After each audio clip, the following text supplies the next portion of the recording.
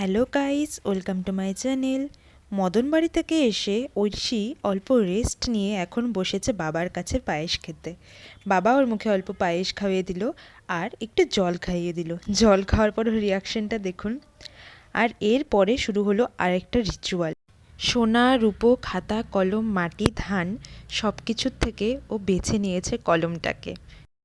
এবার রাতের সাজে সেজে উঠল আমাদের বাড়ি। গেটটাকে বেলুন দিয়ে তৈরি করা হয়েছিল আর সাথে ছিল ঐশীর ফটো। গেট থেকে ঢুকে বাগানের দিকে ঐশীর বসার জায়গা হয়েছিল আর পুরো বাড়িটাকে অল্প অল্প বেলুন দিয়ে সাজিয়ে দিয়েছিল দাদারা। আর এই যে হলো বাগান, বাগানের ভেতরে গাছগুলোতে সুন্দর লাইটিং করে দিয়েছিল দাদারা। আর এই হলো স্টেজ। আমরাও এবার অল্প স্বল্প সাজুগুজু করে নিয়েছি। এই যে আমি, এই হলো আমাদের ছোট্ট সোনা, মায়ের বানানো ড্রেস পরে ও পুরো রেডি, লাল পরি লাগছিল ওকে দেখতে।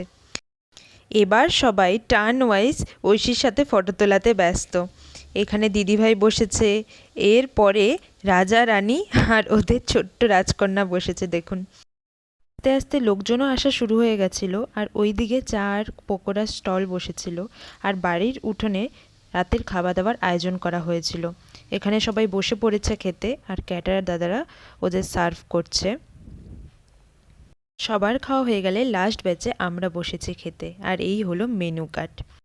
মিনি ব্লগটা দিয়েই ঐশীর অন্নপ্রাশনের সিরিজ শেষ হলো। ভিডিওটি ভালো লাগলে সাবস্ক্রাইব করে দেবেন।